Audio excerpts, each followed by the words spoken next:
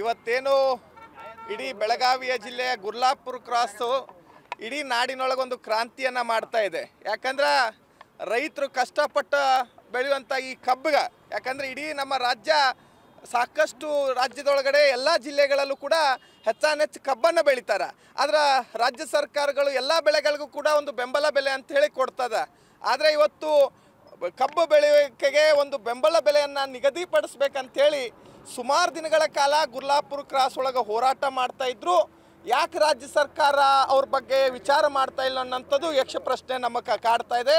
ಹಾಗಾಗಿ ಇವತ್ತು ನಾವು ರೈತ ಹೋರಾಟವನ್ನು ಬೆಂಬಲಿಸಿ ಇಡೀ ರಾಜ್ಯ ಸರ್ಕಾರ ಸರಿಯಾದಂಥ ಒಂದು ಕಬ್ಬಿಗೆ ನಿಗದಿತ ಬೆಲೆಯನ್ನು ನಿಗದಿಪಡಿಸಬೇಕು ಅಂತ ಹೇಳಿ ಒತ್ತಾಯಿಸಿ ನಾವು ಕೂಡ ಕರ್ನಾಟಕ ರಕ್ಷಣಾ ವೇದಿಕೆ ಬೆಳಗಾವಿ ಜಿಲ್ಲಾ ಘಟಕದ ವತಿಯಿಂದ ನಾವು ಇಲ್ಲಿ ಸುವರ್ಣಸೌಧ ಮುಂದುಗಡೆ ಹೆದ್ದಾರಿ ತಡೆಯುವುದ್ರ ಮುಖಾಂತರವಾಗಿ ಪ್ರತಿಭಟನೆಯನ್ನು ಮಾಡ್ತಾ ಇದ್ದೀವಿ. ರಾಜ್ಯ ಸರ್ಕಾರ ಇನ್ನಾದರೂ ಎಚ್ಚೆತ್ತುಕೊಂಡು ವಿಶೇಷವಾದಂಥ ಪ್ರತಿನಿಧಿಗಳನ್ನು ಗುರ್ಲಾಪುರ ಕ್ರಾಸಿಗೆ ಕರೆಸಿ ಆದಷ್ಟು ಬೇಗ ಬೆಂಬಲ ಬೆಲೆಯನ್ನು ಘೋಷಣೆ ಮಾಡಬೇಕು ಅಂಥೇಳಿ ಒತ್ತಾಯನ ಮಾಡ್ತಾ ಇದ್ದೀವಿ. ಹೌದು, ಹೆದ್ದಾರಿಯನ್ನು ತಡೆದು ರಾಜ್ಯ ಸರ್ಕಾರಕ್ಕೆ ಎಚ್ಚರಿಸುವಂಥ ಕೆಲಸ ಮಾಡ್ತಾ ಇದ್ದೀವಿ. ಯಾಕಂದರೆ ಇವತ್ತು ರಾಜ್ಯ ಸರ್ಕಾರ ಇಡೀ ಜಗತ್ತು ನಡೆದಿರೋದೇ ರೈತರ ಮೇಲೆ.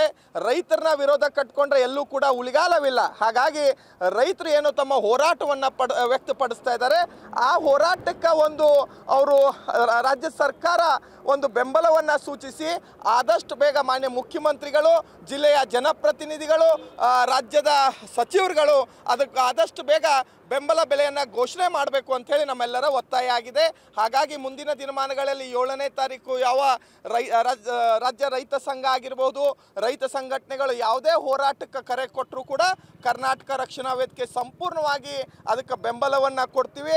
ಎಲ್ಲೇ ಹೋರಾಟ ಇದ್ದರೂ ಕರವೇ ಅವರ ಪರವಾಗಿ ನಿಂತು ಹೋರಾಟ ಮಾಡ್ತೀವಿ. ರಾಜ್ಯ ಸರ್ಕಾರಕ್ಕೆ ಎಚ್ಚರಿಸುವಂಥ ಕೆಲಸ ಕರವೇ ಕೂಡ ಮಾಡ್ತದೆ.